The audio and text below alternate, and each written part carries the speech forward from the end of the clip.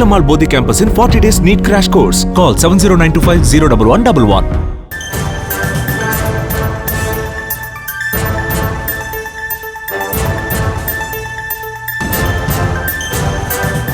தமிழக மக்களுக்கு எந்த பிரயோஜனம் இல்லை. காரணம், தேர்தல் வருது.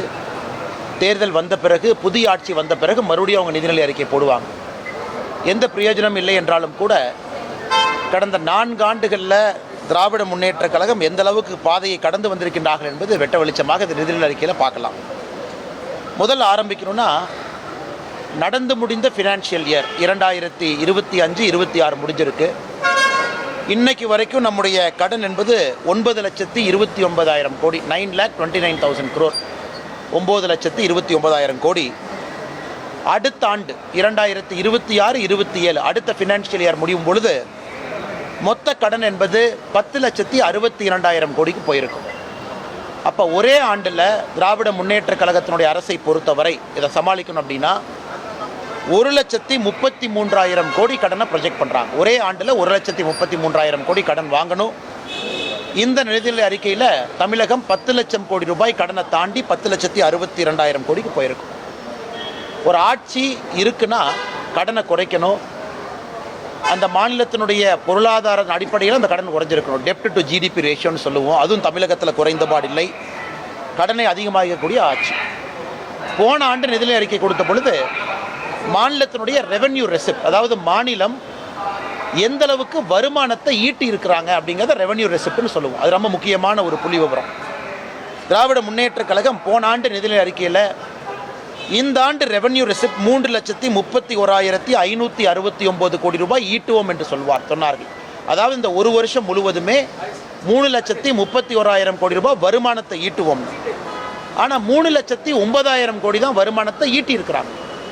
அப்படி என்றால் இந்த ஒரு ஆண்டு காலத்தில் போன நிதிநிலை அறிக்கைக்கும் இந்த நிதிநிலை அறிக்கைக்கும் அவங்க கிட்டத்தட்ட சொன்னபடி 21,871 கோடி குறைவாக வருமானம் ஈட்டியிருக்கின்றார்கள். அப்படி என்றால் இது வருமானம் ஈட்டாத ஒரு அரசு, கடனை வாங்கி செலவு செய்யக்கூடிய அரசு என்பது நமக்கு ஊர்ஜிதமாகுது. ஹையர் எஜுகேஷன், காலேஜ் ஹையர் எஜுகேஷனுக்கு பட்ஜெட் போட்டிருக்கிறாங்க 8,505 கோடி.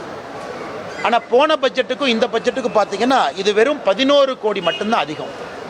அண்ணா பல்கலைக்கழகத்தை புதுப்பிக்க போகிறோம், அதுக்கு நாங்கள் 1,380 கோடி ரூபாய் செலவு செய்ய போகிறோம்னு சொல்கிறாங்க இதே நிதிநிலை அறிக்கையில். ஆனால் உயர்கல்வித்துறையினுடைய பட்ஜெட்டை வெறும் 11 கோடி ரூபாயை உயர்த்திவிட்டு அண்ணா பல்கலைக்கழகத்தினுடைய புதுப்பிப்புக்கு 1,380 கோடி ரூபாய் நாங்கள் கொடுப்போம்னா பணம் எங்கிருந்து வரும்? அது ஒரு ஏமாற்று வேலை.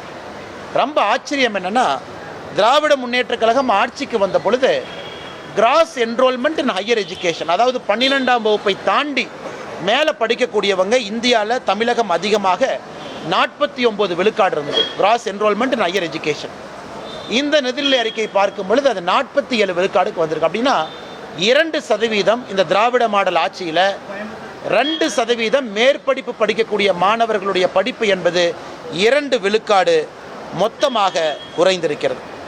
அது மட்டும் இல்லைங்க, இன்றைக்கி விபி ராம்ஜி இந்த 100 நாள் வேலைவாய்ப்பு திட்டம் என்பது 125 நாள் வேலைவாய்ப்பு திட்டமாக விபி ராம்ஜியாக மாறியிருக்கிறது.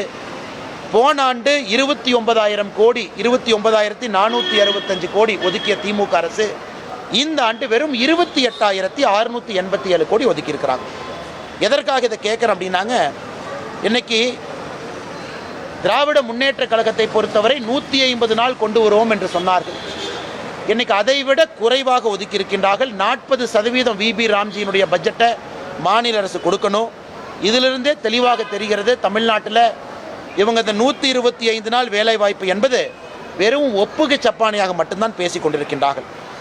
அடுத்து கலைஞர் கைவினை திட்டம். கலைஞர் கைவினை திட்டம் உங்களுக்கு தெரியும், மத்திய அரசு நாம் ஒரு திட்டத்தை கொண்டு வந்தோம், கைவினை கலைஞர்களுக்கு நம்ம லோன் கொடுக்குறோம்னு.